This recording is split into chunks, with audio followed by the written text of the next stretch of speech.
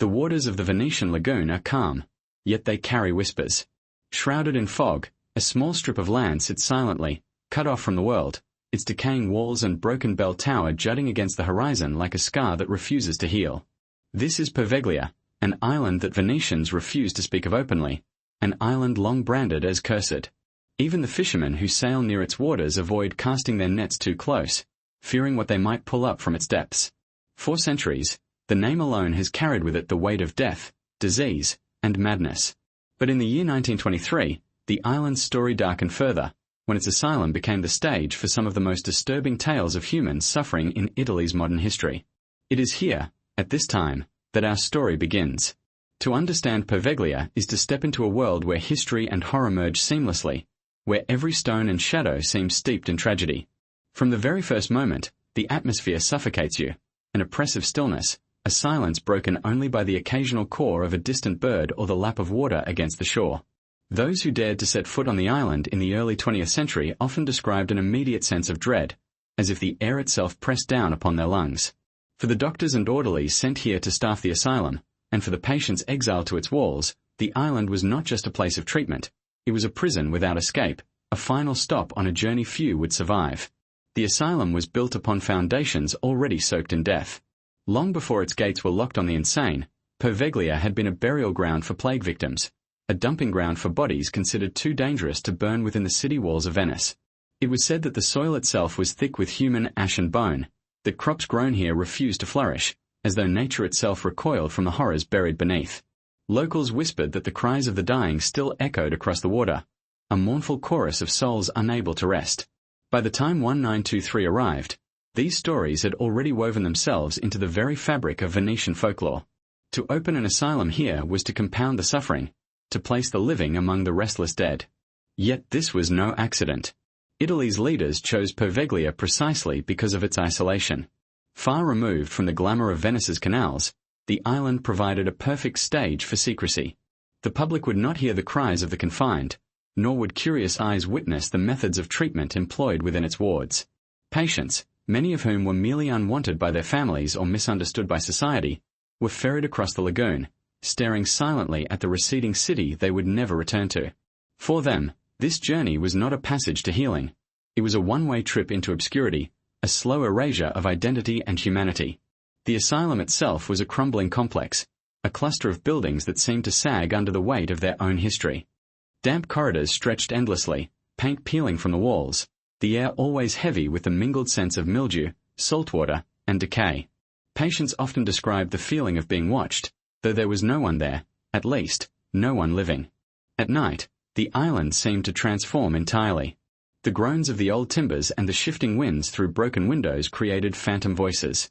Shadows flickered across walls, taking on shapes that chilled the imagination. Nurses reported footsteps following them down empty hallways, whispers brushing against their ears, cold hands grasping at their shoulders. Many refused to work night shifts unless accompanied, and even then, terror clung to them like a second skin. But what truly gave Poveglia its title as the Island of the Dead were not only the ghosts of plague pits and tormented patients, it was the silence of those who entered and never came back. Records were often incomplete, lost, or deliberately destroyed. Families who tried to inquire about their loved ones were met with vague responses or bureaucratic obstacles. For many, the island swallowed not just the person, but the memory of them. Over time, the asylum came to symbolize not healing, but disappearance. It was a place where names faded, where screams went unanswered, where humanity dissolved into a faceless sea of suffering. By opening our story here, in the dark waters of Venice in 1923, we step into one of history's most chilling landscapes. Poveglia is more than a geographic location. It is a monument to human fear, to society's desperation to hide away what it cannot understand. It is an island that witnessed plague, madness, cruelty, and perhaps something far stranger. For as much as history records the facts, it cannot explain the countless tales of apparitions, the mysterious deaths, or the lingering sense that the island itself is alive, watching, waiting. And so, as we begin this descent into Poveglia's shadowed past, we invite you to keep an open mind. Because the truth is never simple here. The history of the Island of the Dead is a puzzle of horror, stitched together from half-truths, silenced voices, and inexplicable mysteries. What happened in those wards may never be fully known. But the echoes remain, carried on the winds that sweep through the Venetian lagoon, whispering across the dark waters, "Remember us." The Venetian lagoon is a mosaic of shimmering waters and scattered islands, each with its own story. Some are vibrant with life, lined with churches, vineyards, and fishing villages. Others have long since been reclaimed by nature, their ruins overgrown and forgotten. Yet within this delicate balance of beauty and decay lies Poveglia, an island with a history unlike any of its neighbors. To most Venetians, it was a place best left unspoken, a dark outpost at the edge of their world. For centuries, it existed at the margins of memory, simultaneously part of Venice's grandeur and utterly divorced from it. In the golden age of the Republic, Venice was a hub of wealth and power, its canals crowded with merchants, its palaces gleaming with marble and glass. The city prided itself on its sophistication, its ability to marry trade and culture into one seamless identity. But this polished facade hid the reality that every empire needs shadows. Venice's lagoon offered not only protection against invasion but also a convenient dumping ground for those who did not belong within the glittering city. Throughout history, isolated islands became prisons, quarantine zones, or monasteries for religious recluses. They were spaces where the Republic could remove problems from sight: criminals, rebels, heretics, and the diseased. Poveglia was no exception. At first, it served a strategic role, a minor military outpost where Venetian forces could monitor the lagoon and defend against raiders. But its importance quickly waned as larger islands were fortified and naval power grew. By the late Middle Ages, Poveglia was already slipping into obscurity, a forgotten piece of land with little value to the bustling Republic. The island became a tool of convenience, a place where the city could exile those it wished to erase. Rebels and outcasts found themselves abandoned there, left to rot far from the safety of Venice's canals. In time, the island's association with banishment and punishment took root, seeding the first whispers that Poveglia was cursed. The lagoon itself played a role in shaping the island's sinister reputation. Unlike Venice, with its romantic gondolas and lively markets, Poveglia stood apart. The water around it was murky, the air heavier with mist, the winds colder and less forgiving. Sailors often claimed that the currents near the island were strange, pulling their boats in unwanted directions, or that the fog there seemed unnaturally thick, swallowing ships whole. Whether these tales were born from superstition or the natural quirks of the lagoon, they contributed to a growing sense that Poveglia was different, a place of ill fortune. As centuries passed, the Republic's need for spaces of isolation only deepened. Venice was one of the most densely populated cities in Europe, and with density came vulnerability. Outbreaks of plague and disease struck with terrifying regularity, and the city's rulers sought ways to contain contagion before it spread through their narrow streets. Islands became the perfect solution. Lazarettos, quarantine stations, were established throughout the lagoon, each designed to separate the sick from the healthy. Ships suspected of carrying disease were forced to dock offshore, their passengers ferried to quarantine islands where they would either recover or die. Though not the primary lazaretto, Poveglia became part of this network of fear. The island's remoteness made it a suitable holding place for the sick, the dying, or those simply suspected of infection. Entire families were uprooted and placed in isolation, their fate sealed by suspicion rather than certainty. For the citizens of Venice, the lagoon was no longer just a source of livelihood but a map of terror, dotted with islands where death lingered just out of sight. Poveglia, more than most, began to embody the idea of exile in its most absolute form. This cultural divide between the thriving city and its shadow islands was profound. In Venice, masked revelers filled the streets during carnival, musicians played in candlelit squares, and merchants haggled over silks and spices.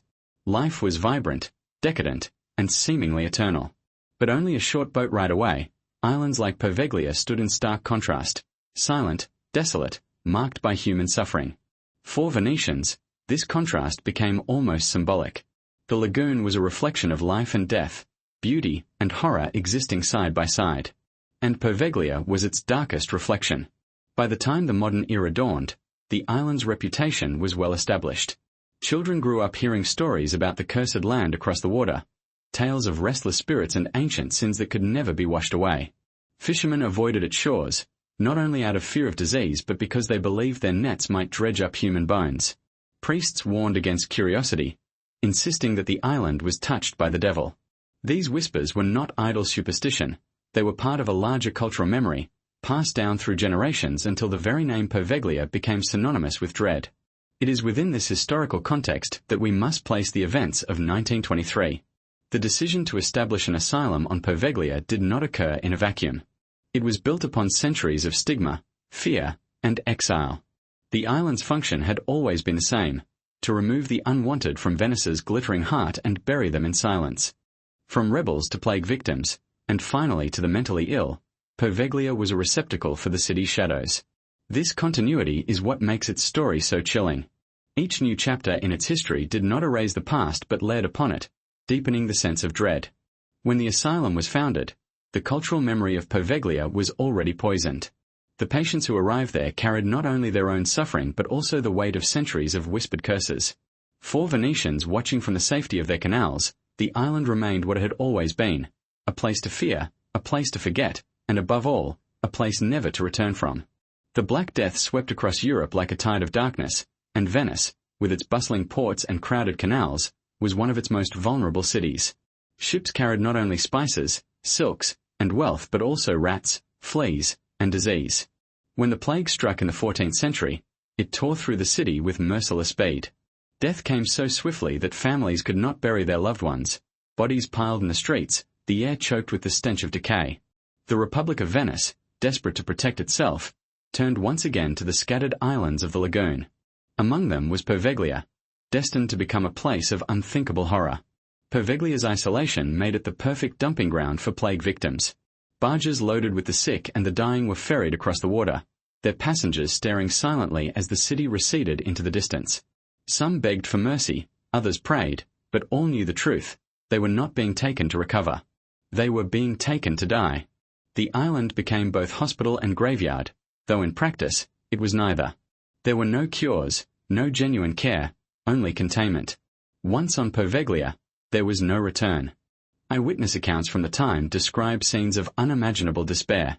Thousands of bodies were carted onto the island during outbreaks, sometimes dumped into hastily dug trenches, other times burned in great pits of fire. The living and the dead mingled together. Men and women stricken with fever and buboes were tossed onto piles of corpses, left to gasp their final breaths among the already decayed. It was said that the screams could be heard across the lagoon, carried on the wind to the very edges of Venice, where citizens turned their faces away and prayed they would not be next. The Republic's leaders believed they were acting pragmatically, protecting the greater population by sacrificing the few. Yet this brutal efficiency created scars that never healed. Families were torn apart, sometimes by suspicion alone. A single cough or swollen lymph node could condemn a person to Poveglia. Entire households were rounded up, dragged from their homes, and ferried away. Many of those who arrived on the island were not yet beyond saving, but once they set foot on its cursed soil, their fate was sealed. Archaeological surveys of Poveglia have uncovered chilling evidence of this history. Beneath the soil lie layers of ash and human remains, so dense that some estimates claim nearly 100,000 plague victims may be buried there. Bones continue to surface even now, unearthed by erosion or shifting tides. Fishermen who risk casting their nets too close have reported pulling up skulls tangled in seaweed, silent reminders of the island's past. These discoveries only reinforce the legend that Poveglia is not merely haunted. It is built upon the very remains of its victims, its earth infused with their suffering. The psychological weight of this legacy cannot be overstated. For Venetians, the plague pits of Poveglia became symbols of both fear and shame. The city's wealth and beauty had not spared it from devastation, and the island across the water was a constant reminder of mortality. Folklore grew around the mass graves, tales of spirits wandering the shore, voices calling out in the night, and shadows moving across the ruins. Children were warned never to approach the island, and even hardened sailors spoke of an oppressive presence there, as though the dead themselves refused to rest. By the 17th and 18th centuries, Venice's plague crises had lessened, but the scars endured. Poveglia's reputation as a place of suffering only deepened. The very soil was said to be cursed, unable to yield crops or sustain life. Locals whispered that the land was thick with human ash, that if you pressed your hand to the ground, you could feel the warmth of long-extinguished fires. Even when plague had ceased to dominate Venetian life, the memory of Poveglia lingered, a ghost that would not fade. This legacy directly shaped the island's later history. When officials sought a location for the asylum centuries later, Poveglia's reputation as a place of isolation and death made it the obvious choice. The logic was cruel but clear. If the island had already served as a dumping ground for plague victims, Why not use it again for societies unwanted? The ghosts of the past seemed to demand it. For those who believed in curses, the decision was madness, layering new suffering upon an island already soaked in death. For others, it was grim practicality. Either way, the connection between plague and madness became part of Povegglia's enduring identity. The island's dark past as a plague quarantine zone also helped fuel the legends of haunting that persist to this day. Paranormal investigators often point to the mass deaths as the root of the island's supernatural energy. The theory is simple yet terrifying. So many souls, violently torn from life, cannot possibly rest in peace. Their anguish is trapped in the soil, in the walls, in the very air. Some claim that this is why Poveglia feels so suffocating to those who visit. It is not merely the ruins or the isolation. It is the weight of thousands of restless dead pressing down upon you. By the time the asylum was officially opened in 1923, Poveglia was already infamous. Patients sent they were not just entering a psychiatric hospital. They were entering a place known as the burial ground of plague victims, a cursed island that Venetians had avoided for centuries. Imagine the terror of being ferried across the lagoon, the stories of mass graves echoing in your mind as the decaying bell tower came into view. The asylum's patients were not only condemned by their diagnoses but also haunted by the knowledge that they were stepping into a place soaked in human suffering. Thus, the plague years of Poveglia were not merely a chapter in its past but the foundation of its cursed reputation. Every scream heard in the asylum, every shadow glimpsed in the corridors, carried with it the echo of those long-ago fires and pits. The ghosts of plague victims and the madness of asylum inmates merged into a single legend, that Poveglia is, and always has been, the island of the dead. At the dawn of the 20th century, Italy, like much of Europe, was swept up in a wave of scientific optimism. The old superstitions that had governed medicine for centuries were being replaced with bold new theories, modern technologies, and the belief that science could finally conquer the mysteries of the human mind. Yet behind the glossy facade of progress lurked something darker. For every legitimate breakthrough in psychiatry, there were experiments that blurred the line between medicine and cruelty. The asylum system, which was meant to treat and rehabilitate, often became a warehouse of suffering. It is against this backdrop that Poveglia was chosen as the site of a new psychiatric institution. The island was already infamous, already avoided, already associated with death. Its history as a plague pit and place of exile made it perfect in the eyes of officials who wanted to isolate the mentally ill from the rest of society. In 1923, as Italy sought to modernize its psychiatric infrastructure, Poveglia was transformed once again, its decaying buildings repurposed into wards, its ruins renovated into treatment centers, and its silence broken by the cries of the confined. On paper, the asylum was described as a place of healing, a progressive step forward for psychiatry in the region. But the reality was far more chilling. Psychiatric care in Italy during the early 20th century was still rooted in harsh traditions. Patients were often viewed less as people and more as problems to be controlled. The very concept of mental illness was poorly understood, with disorders ranging from depression to schizophrenia lumped together under vague, stigmatizing labels. Families who could not handle troublesome relatives often used the asylum system as a means of disposal. Husbands committed wives for hysteria, parents abandoned children deemed difficult, and those who deviated from social norms found themselves branded insane. Once admitted, release was rare. Poveglia became, for many, a final destination. Inside the asylum, treatments reflected the broader contradictions of psychiatry at the time. Doctors promoted themselves as pioneers, but their methods were frequently experimental, invasive, and brutal. Electroconvulsive therapy, administered with little understanding of dosage or long-term effects, left patients convulsing violently. Hydrotherapy, forcing patients into scalding or freezing baths for extended periods, was believed to shock the mind into normalcy but often left lasting trauma. Straitjackets and restraints were commonplace, not only to prevent harm but also to enforce obedience. In these sterile, oppressive environments, patients were stripped of dignity and reduced to shadows of themselves. The structure of Poveglia itself amplified the cruelty. The asylum's wards were overcrowded, the rooms damp and cold, the walls weeping with condensation from the surrounding lagoon. Ventilation was poor, and the stench of mildew, sweat, and despair clung to every corridor. The soundscape of the island became a symphony of human suffering, screams, sobs, and incoherent mutterings echoing endlessly through crumbling hallways.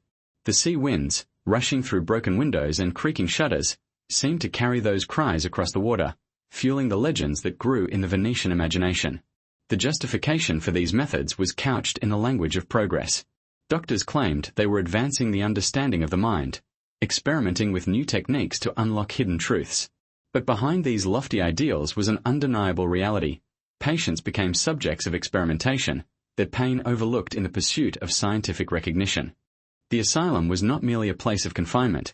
It was a laboratory, and its unwilling participants bore the cost. The broader psychiatric landscape of Europe reinforced this. Across the continent, the early 20th century saw a surge of questionable practices. In Britain and France, isolation and forced labor were common. In Germany and Austria, experiments with surgery on the brain, the crude precursors to lobotomy, were heralded as innovation.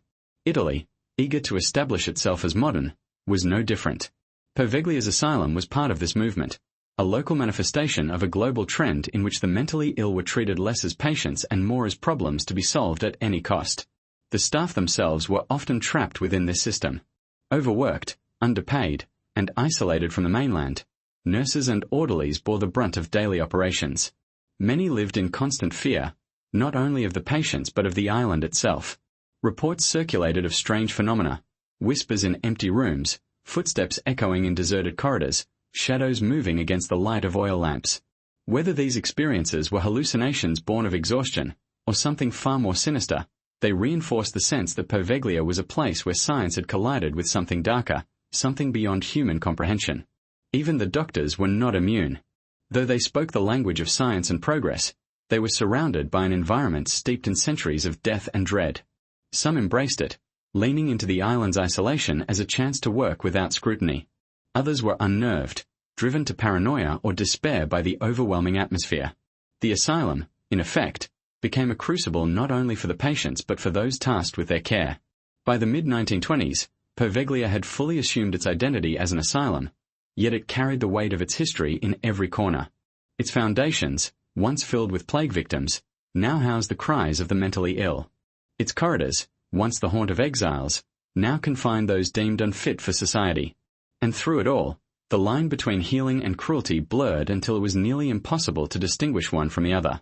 Science, in its eagerness to dominate the mysteries of the mind, had created a space where suffering was normalized, where experiments masqueraded as cures, and where the living became little more than echoes of the dead who had come before. This was the asylum's legacy, a marriage of modern ambition and ancient horror, a place where the supposed advances of psychiatry merged seamlessly with the island's long tradition of despair. The foundation of Poveglia's asylum was not just stone and mortar, it was centuries of fear, death, and silence. And in 1923, those foundations were once again called upon to hold the weight of the unwanted, the forgotten, and the damned. 1923 marked a turning point in the story of Poveglia. For centuries, the island had been synonymous with death, first as a plague quarantine site, later as a place of exile and abandonment. But with the establishment of the asylum, its reputation reached new depths. This was not simply another chapter of suffering. It was a year when Poveglia was officially reborn as the epicenter of psychiatric confinement, its halls echoing with the cries of those society wished to forget. What unfolded within its walls during that year was a mixture of institutional neglect, experimental cruelty, and whispered horrors that blurred the boundary between history and nightmare. From the moment the asylum opened its doors, the problems were evident. The facility had not been designed for large numbers, yet it quickly became overcrowded. Venice and the surrounding provinces funneled patients to Poveglia at a staggering rate. Some were genuinely struggling with severe psychiatric conditions, but many were simply inconvenient. Relatives deemed hysterical, men with erratic tempers, women labeled unstable after childbirth, or those whose eccentricities made them social outcasts. The asylum became less a hospital and more a warehouse, a convenient place to discard individuals who did not fit into polite society. By the end of 1923, the population of the asylum had already surpassed its intended capacity, turning dormitories into suffocating cells of despair. Daily life for patients was grim. Wards were bare and dimly lit, with barred windows that allowed only slivers of pale light to enter. Iron bed frames creaked under thin mattresses, and the dampness of the lagoon seeped into every corner. Food was meager, often little more than watery broth or stale bread, and hygiene was an afterthought. Patients lived in perpetual cold and hunger, their existence reduced to a monotonous cycle of confinement, mealtimes, and the occasional, often terrifying, treatment. Conversations were rare, laughter rarer still. The The silence of the island was punctuated only by sudden outbursts, screams, sobs, or fits of hysteria that reverberated through the stone corridors. The staff struggled under the weight of their duties, but their presence did little to ease the suffering. Orderlies often resorted to physical force to maintain control, dragging resistant patients by their arms or strapping them into restraints for hours at a time. Nurses, overwhelmed and fearful, carried out their tasks with mechanical detachment. Doctors, meanwhile, presided over the wards with an air of authority that masked their own unease. For some, the asylum was an opportunity to experiment with treatments that would never have been permitted in the heart of Venice. On Poveglia, secrecy was guaranteed. The lagoon was their shield, ensuring that the cries of the patients never reached the ears of the city. It was during this time that rumors began to spread of a physician whose methods crossed into sadism. While official records remain scarce, local lore tells of a head doctor who delighted in experimenting on the minds of the vulnerable. Patients whispered of his cold eyes, his surgical instruments gleaming under lantern light, and the way he prowled the wards like a predator selecting his prey. Some claimed he conducted crude lobotomies in hidden chambers, opening skulls without proper anesthesia. Others insisted he used hallucinogenic drugs to test the effects of madness upon madness, forcing patients into states of delirium that bordered on the inhuman. Whether these tales were exaggerated or not, they became part of the asylum's legend, binding fact and fear into one chilling narrative. The asylum's environment itself seemed to conspire against its inhabitants. At night, the fog rolled in from the lagoon, blanketing the island in a suffocating shroud. Lamps flickered in the corridors, casting grotesque shadows that played tricks on exhausted minds. Patients spoke of hearing voices in the walls, footsteps that followed them even when they were alone. The tolling of the bell tower, once used to mark the hours, took on an ominous tone, resonating like a death knell, reminding all within earshot that time itself was a prison. Even the staff admitted to unease, whispering among themselves that the island felt alive, that something unseen stalked its halls. In Venice, the asylum was rarely discussed. Families who had sent relatives across the water often spoke of them as if they were already dead. Officials framed the institution as a necessary measure, proof that the state was addressing the growing need for psychiatric care. But beneath the bureaucratic language, there was a darker truth. The asylum was less about treatment and more about erasure. The very act of sending someone to Poveglia carried with it an unspoken sentence. Few who arrived would ever return. By the end of 1923, Poveglia had fully assumed its identity as the island of the dead once more, only now the deaths were quieter, hidden behind the facade of medicine. Patients disappeared into records marked deceased, their families receiving little more than a note of condolence. Some were buried in shallow graves on the island itself. Others, it was said, were cremated in makeshift furnaces, their ashes mingling with the centuries-old remnants of plague victims. The island soil, already thick with death, was nourished by a new generation of suffering. And yet, the official reports from the time painted a very different picture. Administrators described the asylum as a success, a modern facility providing necessary care. Inspections were rare, and when they occurred, they were carefully staged. The stench of neglect was masked, the worst patients hidden from sight, the most compliant paraded as examples of progress. But the truth could not be concealed from those who lived and worked there. For them, 1923 was a year when the line between healing and cruelty collapsed entirely, when Poveglia's reputation was not just sustained but cemented in blood and silence. The island had always been a place of exile, but in 1923, it became something more insidious. It was no longer only a dumping ground for the unwanted. It was a machine of suffering, cloaked in the guise of science. And as the asylum settled into its grim routine, its legends began to grow, whispered across the water to Venice. Fishermen swore they heard cries carried on the wind. Locals claimed to see lights flickering in the tower when no lanterns should have burned. The asylum was alive with stories, and every one of them pointed to the same conclusion. Poveglia was cursed, and those who entered its walls were swallowed whole. The asylum on Poveglia was never simply a place of confinement. It was also a place of experimentation, an isolated theater where medicine and madness collided in ways that blurred the line between science and cruelty. By the mid-1920s, new psychiatric methods were sweeping across Europe, many of them hailed as breakthroughs. Yet in practice, they often inflicted terror and pain upon the very people they claimed to help. On the island of the dead, cut off from prying eyes, these practices could unfold unchecked. For the patients trapped within its wards, daily life became an endless series of experiments in madness. One of the most common treatments was electroconvulsive therapy, still in its crude infancy. Patients were strapped down, electrodes placed upon their temples, and jolts of electricity sent coursing through their skulls. Convulsions racked their bodies, jaws clenched until teeth cracked, and limbs flailed against leather restraints. Doctors insisted that the shocks reset the brain, that the violent seizures could break cycles of delusion or depression. But on Poveglia, where oversight was minimal, the therapy was often administered repeatedly, with little regard for dosage or recovery. Patients left the sessions dazed, disoriented, their memories fractured. Some never recovered the ability to speak coherently again, their personalities shattered under the weight of the current.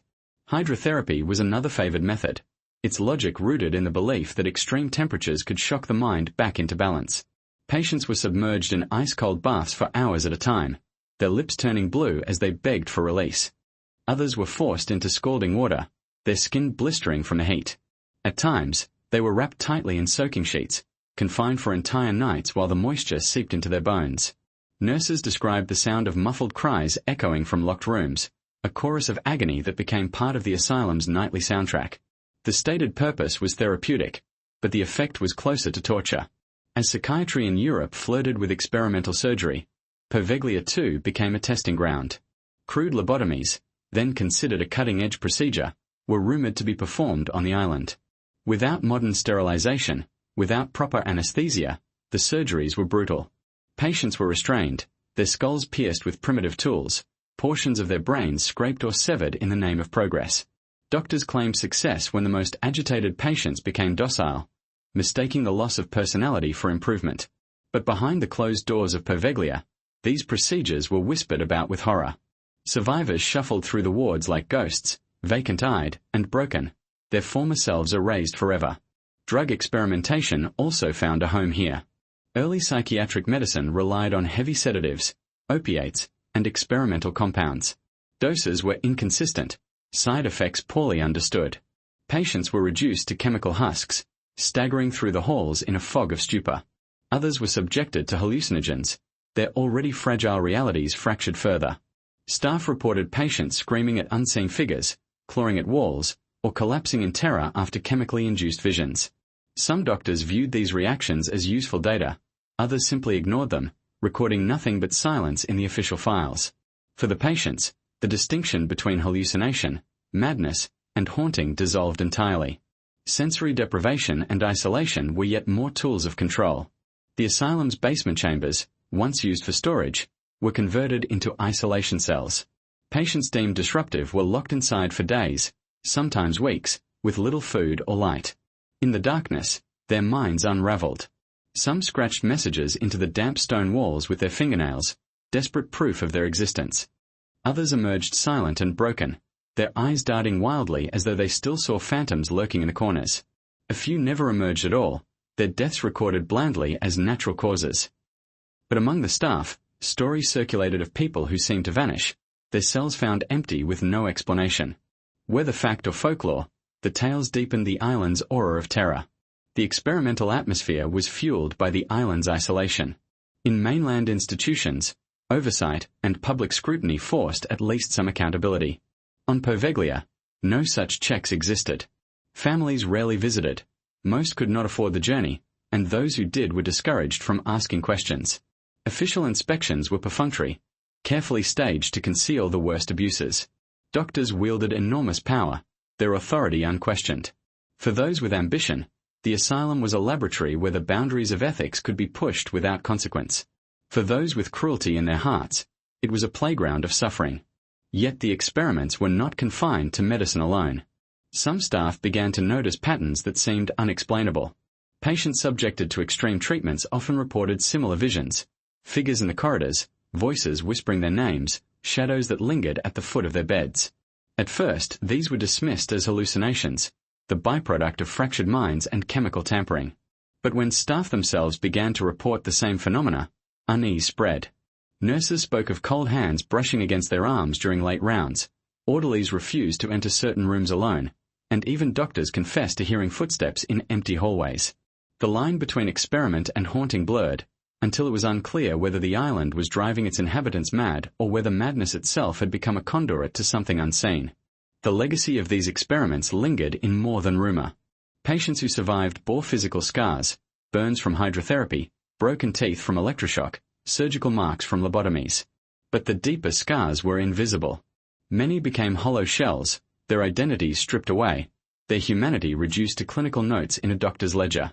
Some resisted, lashing out in violence or retreating into silence, but resistance rarely ended well. On Poveglia, rebellion was met with harsher treatments, deeper isolation, or simply disappearance. For those who worked there, the experiments carried their own toll. Some nurses resigned abruptly, unwilling to face another night on the island. Others grew numb, their compassion eroded by endless exposure to suffering. And for the doctors, the temptation of power became intoxicating. In the name of science, they crossed lines that blurred into cruelty, their reputations shielded by the island's secrecy. But whispers of their deeds traveled across the lagoon, mixing with old legends of plague victims and exiled souls. By the late 1920s, Poveglia was already infamous, not just for its history, but for the experiments that seemed to strip away the very humanity of those confined within. What emerged from this chapter was not progress, but a haunting paradox. The asylum's experiments were meant to heal, to illuminate the mysteries of the mind.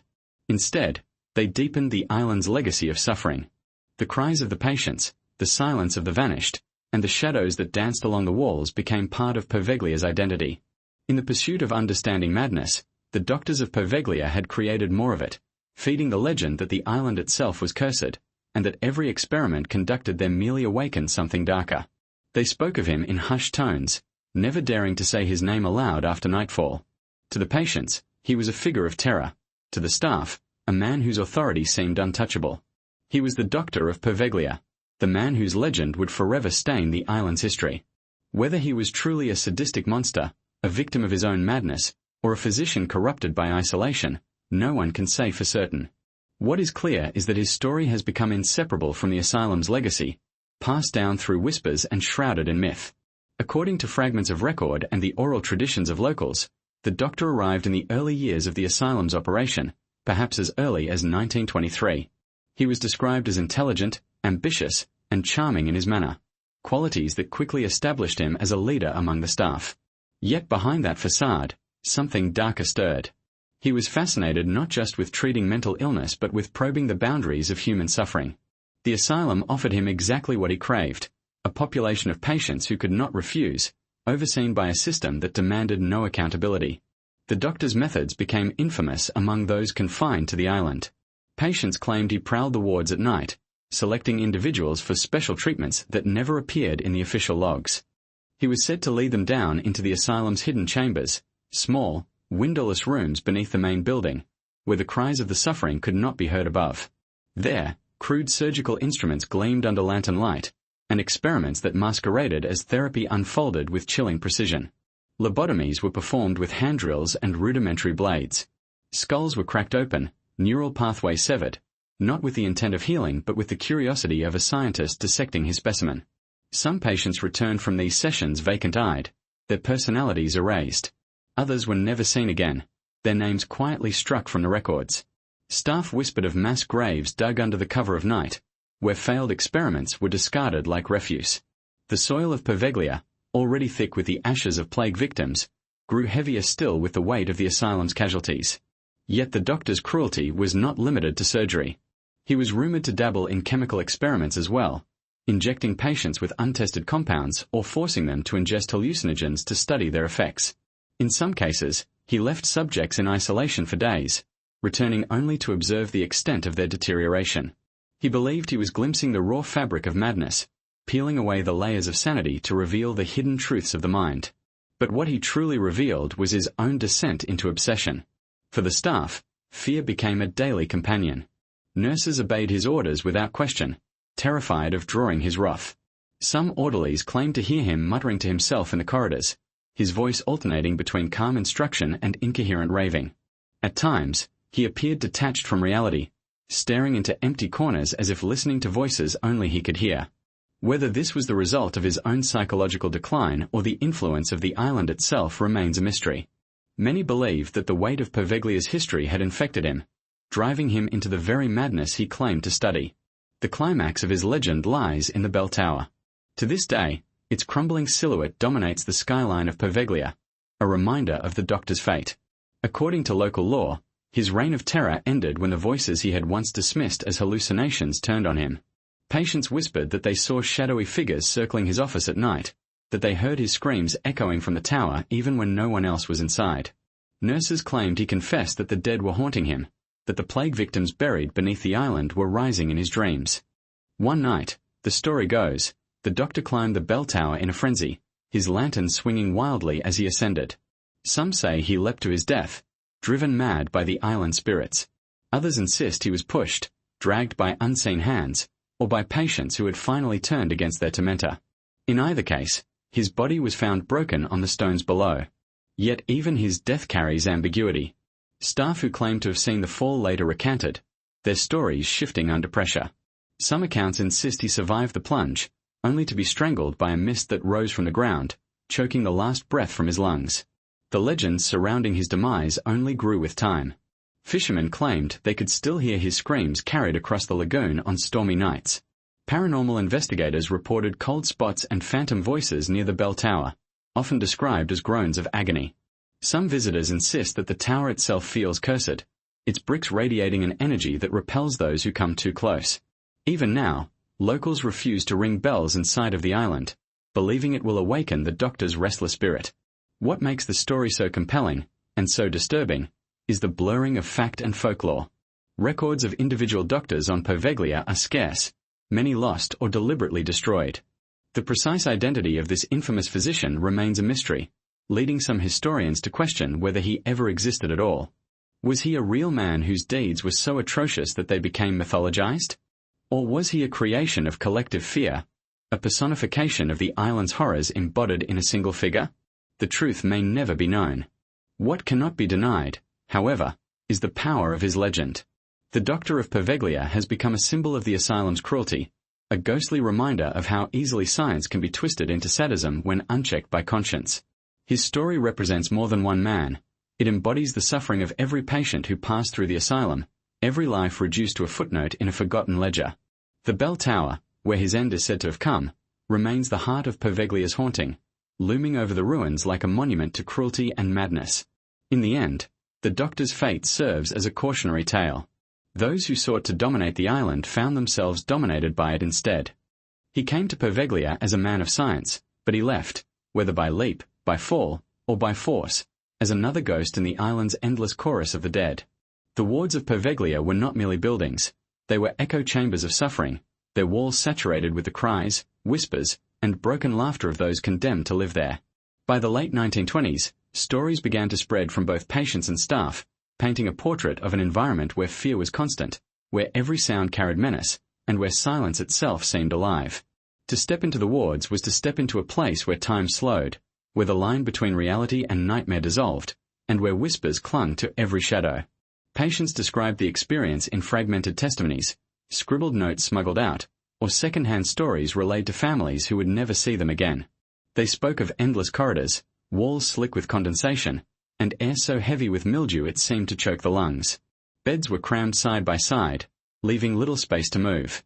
The moans of the sick mixed with the shrieks of the unstable, creating a soundscape that was at once chaotic and strangely rhythmic, a symphony of madness that never ended. At night, when the doctors retired to their quarters and the lanterns flickered dimly in the halls, the wards transformed. Patients claimed they heard voices whispering from the walls, voices that called their names or recited prayers in languages they did not know. Some insisted they felt hands stroking their hair or tugging at their blankets in the darkness. Others saw figures drifting past their beds, pale shapes that dissolved into the air when approached. The most terrifying accounts were of the shadows, forms that crawled along the walls and ceiling, moving against the light, shifting even when no one stirred. For the staff, the wards were no less unsettling. Nurses confessed privately that they avoided certain rooms, especially those in the oldest sections of the asylum. They reported footsteps echoing behind them in empty hallways, whispers carried on drafts, and sudden bursts of cold that left their skin prickled with gooseflesh. Some claimed to see patients standing silently in the middle of the night, staring at walls or corners as though watching something invisible. When approached, the patients would not respond, their eyes glassy, their lips murmuring inaudible words. These incidents were brushed off as symptoms of illness, but among the staff, the unease was palpable. Whispers from the wards also told of disappearances. Patients who had been seen one evening would vanish by the next morning, their beds stripped and their names quietly removed from the records. Officially, these individuals were reported as transferred or deceased, but no one ever saw the transfers take place, and bodies were rarely returned to families. Staff spoke of hidden passages leading to underground chambers where patients were taken for special treatments, never to reappear. Some believed these were the work of the infamous doctor, his experiments continuing in secret. Others whispered of something more sinister, of the island itself claiming lives when no one was watching. Among the most persistent legends was that of the bell tower. Patients swore they heard it tolling at night, even though the bell had long since been removed. The sound was described as low, mournful, vibrating through the walls and into their bones.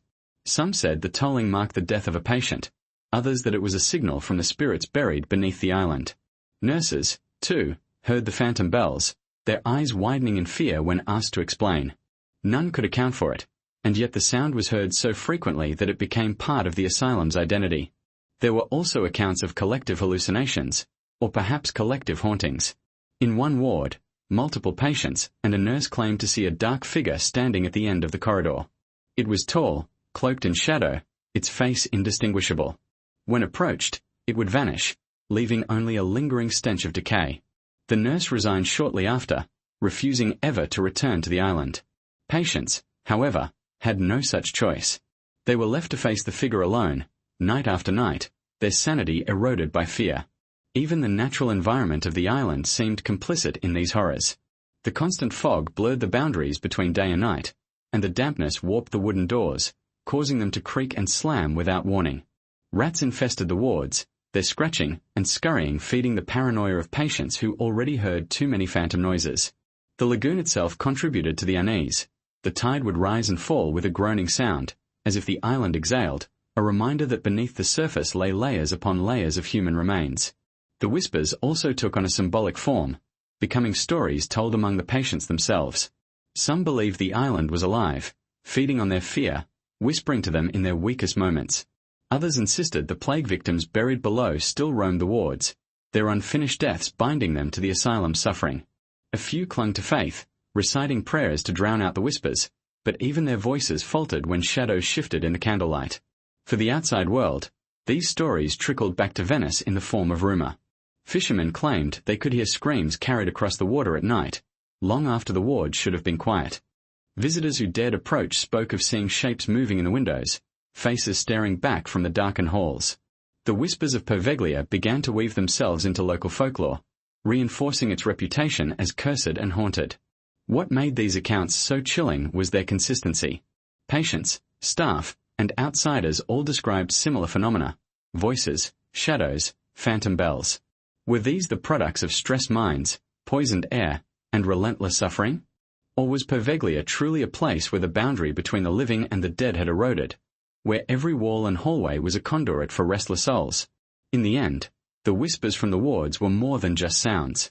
They were symbols of the island itself, a constant reminder that Poveglia was not a place of healing but of silence, secrecy, and suffering.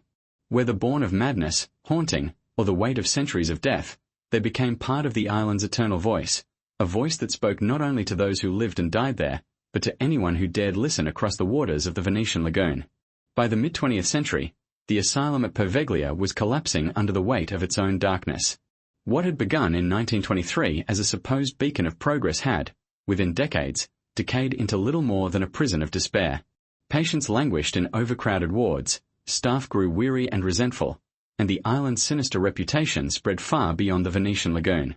It was no longer simply a hidden outpost of psychiatric care. It had become a scandal waiting to surface. The collapse of the asylum was not sudden. It was a slow unraveling, a steady descent marked by neglect, corruption, and the inescapable sense that Poveglia itself rejected the presence of the living. The first cracks appeared in the form of overcrowding. By the 1950s, Italy's mental health system was buckling, with thousands of people institutionalized under archaic laws that allowed families or authorities to commit individuals with little evidence. Poveglia's asylum, remote and out of sight, became a convenient dumping ground. Patients arrived in droves, far exceeding the capacity of its wards. Dormitories meant for 10 now held 30. Hygiene deteriorated rapidly, and diseases spread unchecked.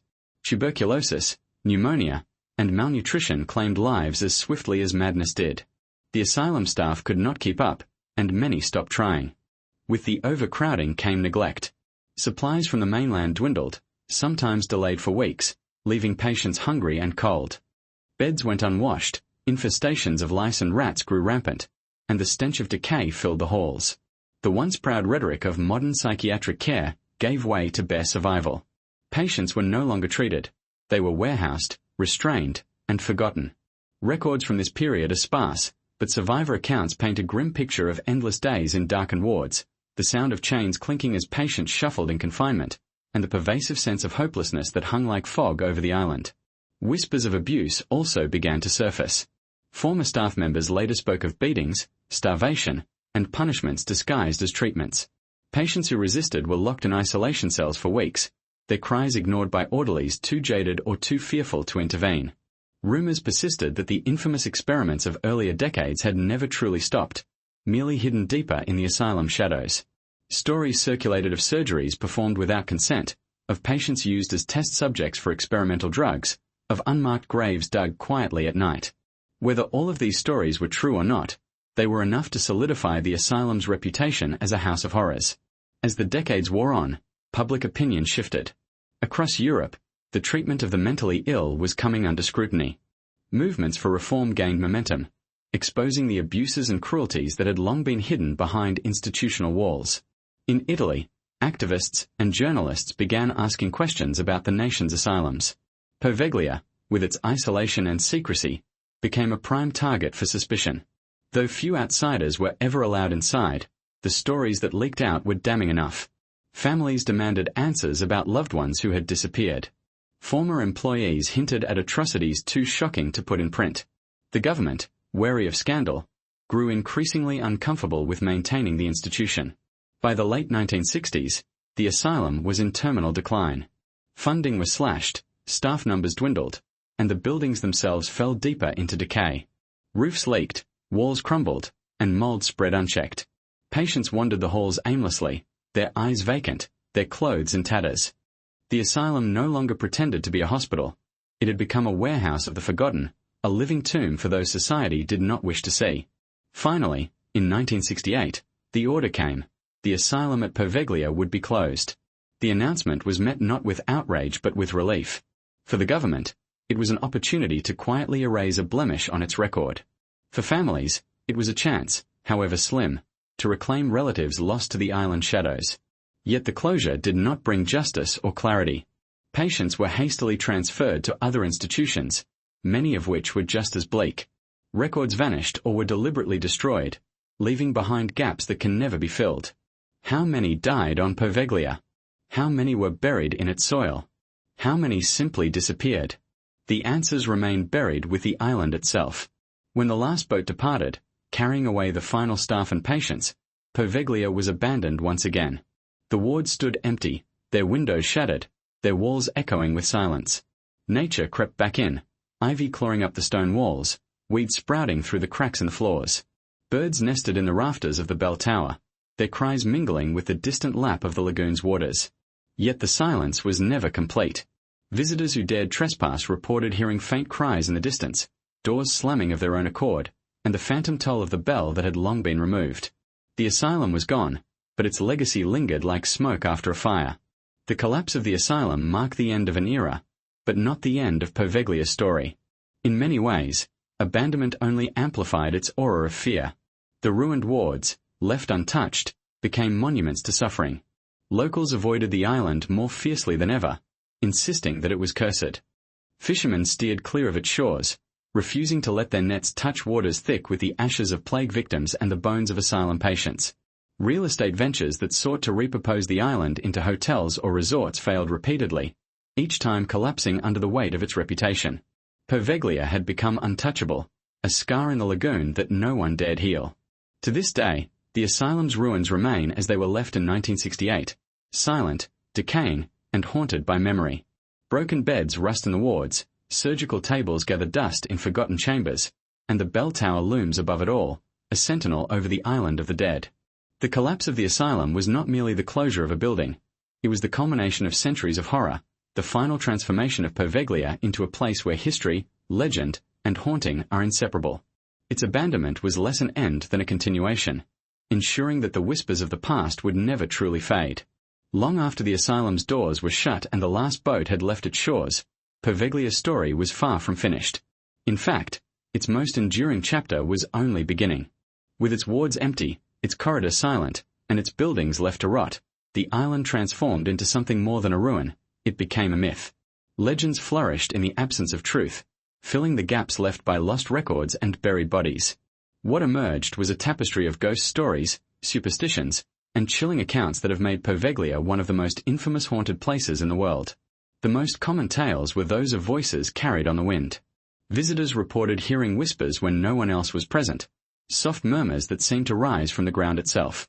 Some described entire conversations in languages they could not understand. Others claimed the voices called their names, beckoning them deeper into the ruins. Paranormal investigators brought recording equipment to capture the phenomena, and on more than one occasion, strange sounds were detected: moans, cries, and disembodied laughter. Skeptics argue that these were the products of wind sweeping through broken windows and crumbling walls, but those who heard them insisted they were far too deliberate to be coincidence. Equally chilling were the reports of apparitions. Shadows darting across corridors, figures glimpsed standing in doorways, faces appearing in shattered windows. These sightings became a hallmark of Poveglia lore. Many described the apparitions as plague victims, skeletal and robed, their faces gaunt with suffering.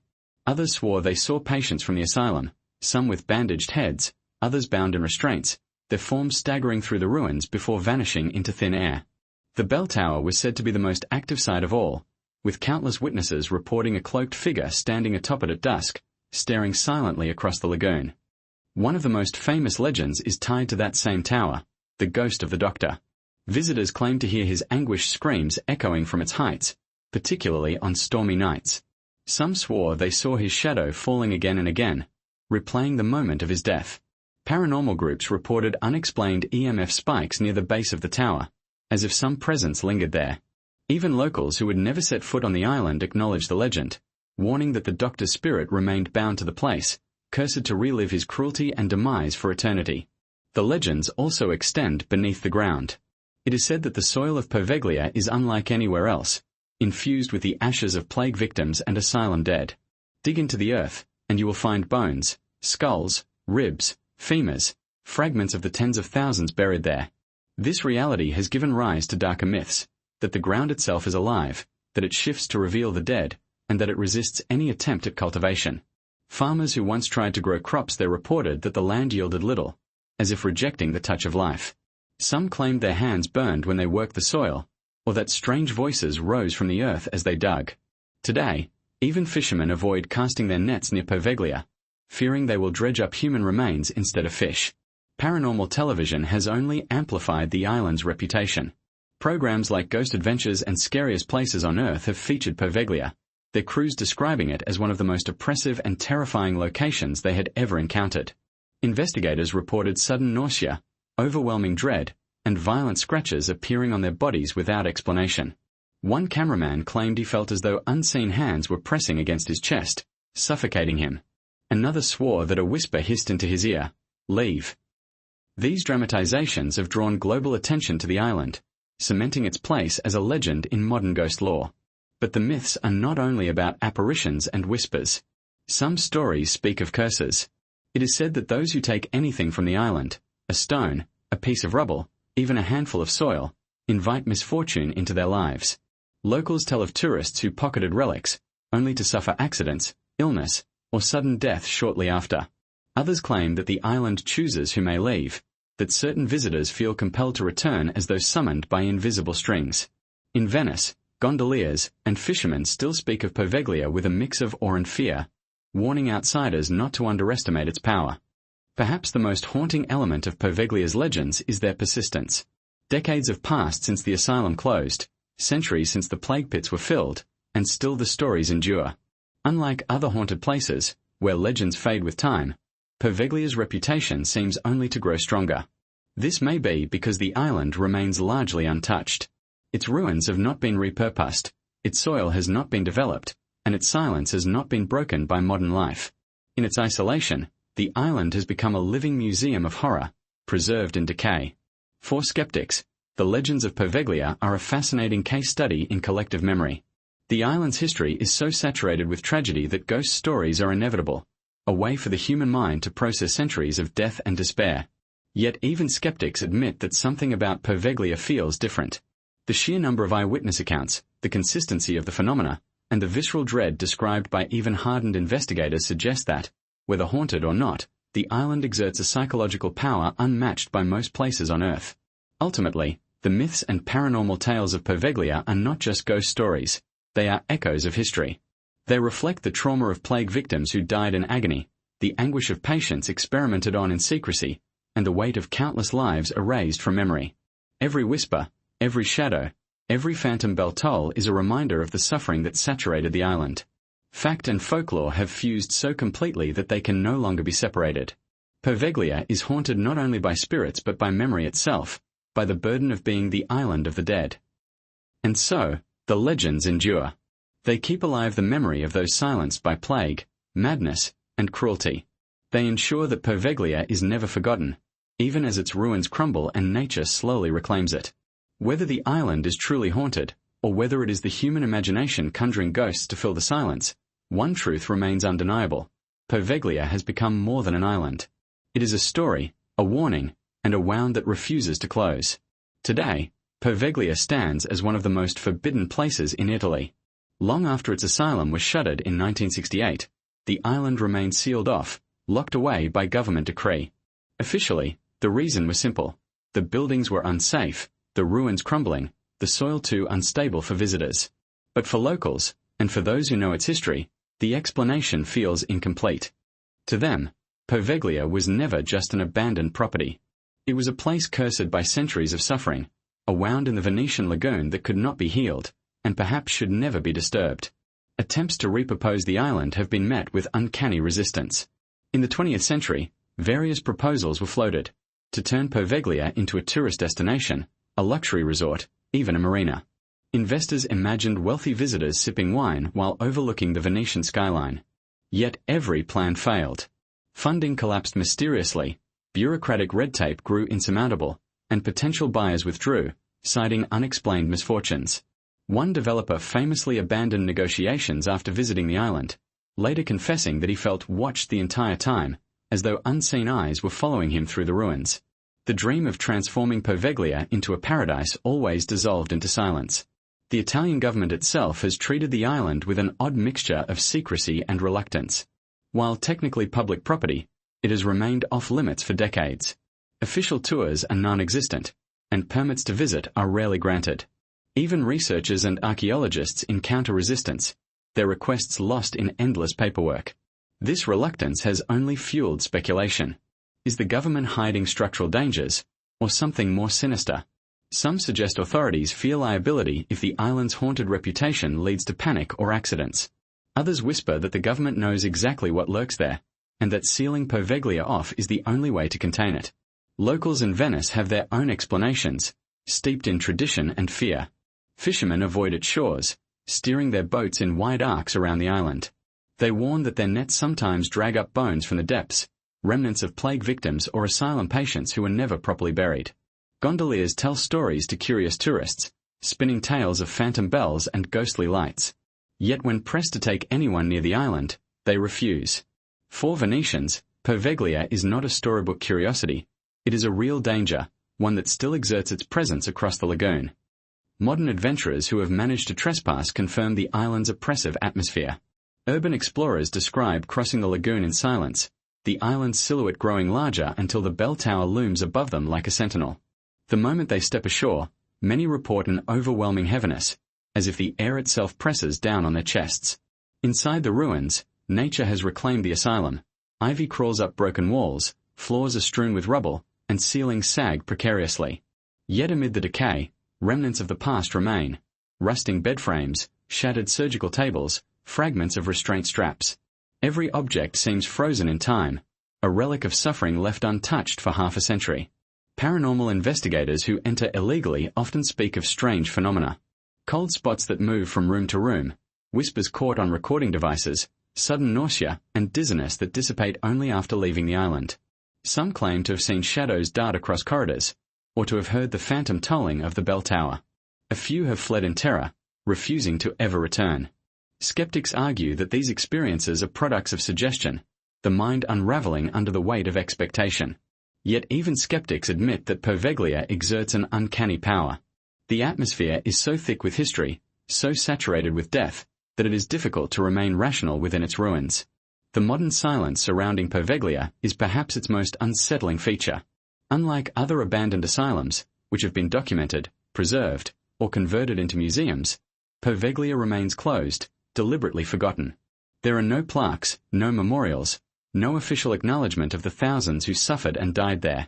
The island exists in a state of denial, as if erasing it from public memory might erase its horrors.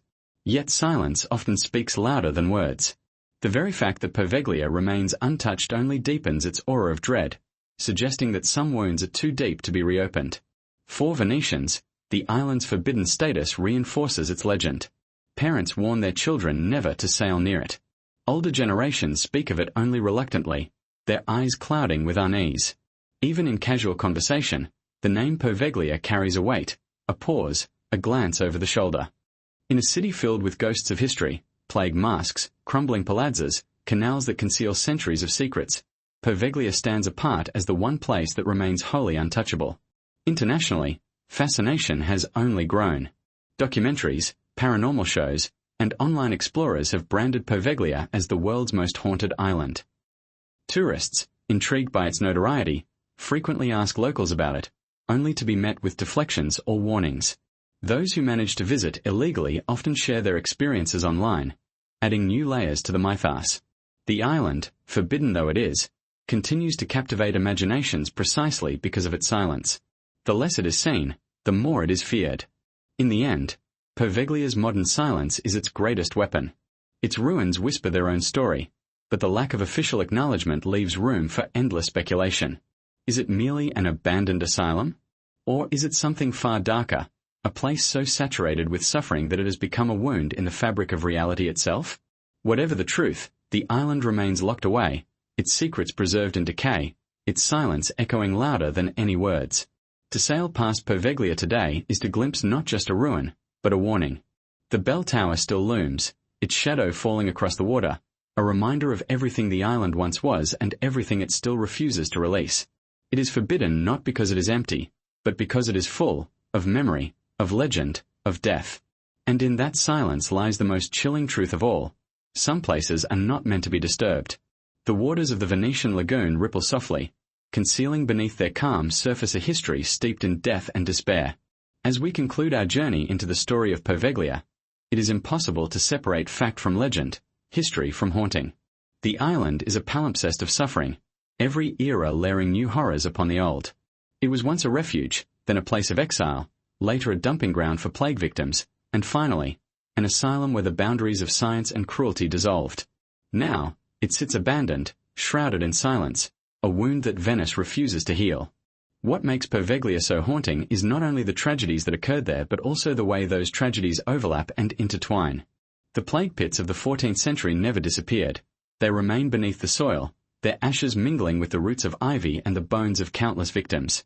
When the asylum was established in 1923, its walls rose directly upon those graves, as if the past demanded to be remembered.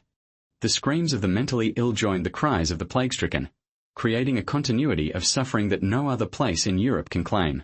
To walk through its ruins is to hear echoes from multiple centuries, each whispering their own tale of torment. The stories of the asylum only magnify this effect. Patients subjected to electroshock, hydrotherapy, and crude lobotomies left behind not only physical scars but psychic ones. Their pain lingers in the atmosphere, shaping the very identity of the island. The infamous doctor of Poveglia, whether fact or myth, symbolizes the way human cruelty often masquerades as progress. His legend, of experiments, madness, and a fall from the bell tower, has become inseparable from the island's mythos. He embodies the darker side of human ambition, the desire to control the uncontrollable, even at the cost of human life. And yet, perhaps the most chilling aspect of Poveglia is the way silence surrounds it. After the asylum closed in 1968, there were no memorials, no official acknowledgement, no attempt to reconcile with its past. The island was simply abandoned, left to rot in the lagoon. This silence is telling. It suggests that the weight of its history is too heavy to confront directly, that even in the modern era, Venice prefers to let Poveglia fade into obscurity. But the island resists erasure. Its ruins remain, defiant against time, demanding to be remembered. The paranormal legends ensure that remembrance. Voices, shadows, phantom bells, and apparitions, whether real or imagined, serve as reminders of the suffering buried within the soil. Skeptics may argue that these are the products of suggestion, the natural consequence of stepping into a place with such a dark reputation. But even skeptics struggle to explain the consistency of the accounts, the overwhelming sense of dread reported by nearly everyone who dares set foot on the island. Perhaps Poveglia is haunted not by spirits but by memory itself, by the psychological residue of centuries of horror.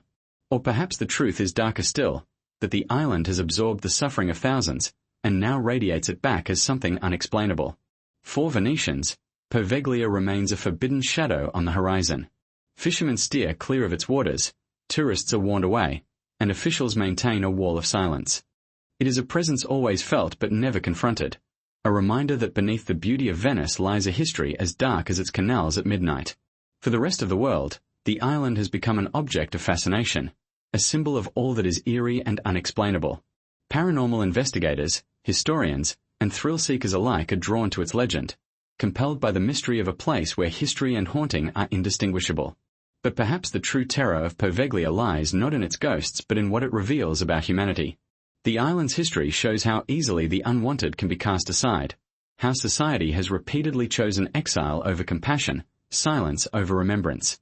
Whether plague victims burned in mass pits, asylum patients locked away in darkness, or families denied the truth of their loved ones, the story of Poveglia is one of erasure. It is a mirror held up to our deepest fears: fear of disease, fear of madness, fear of death, and above all, fear of confronting the cruelty we are capable of. And so the island endures. The bell tower still rises above the ruins, a sentinel watching over centuries of pain. The soil remains thick with bones and ash, a reminder that the dead outnumber the living there. The silence persists, broken only by whispers carried on the wind. Poveglia is more than an island. It is a testament to the human tendency to hide away what we do not wish to see. It is both history and horror, both truth and legend, both reality and nightmare. As the fog rolls across the lagoon and the waters lap against its shores, the island of the dead waits. For what, no one can say. Perhaps it waits for remembrance, for a reckoning with its past. Perhaps it waits for the curious, the brave, or the foolish to step foot on its soil once more. Or perhaps it waits simply because it has no choice, bound forever by the suffering it has absorbed. Poveglia is not forgotten. It never will be. Its story is etched into Venice's history, into Italy's legacy, into the collective imagination of all who hear its name.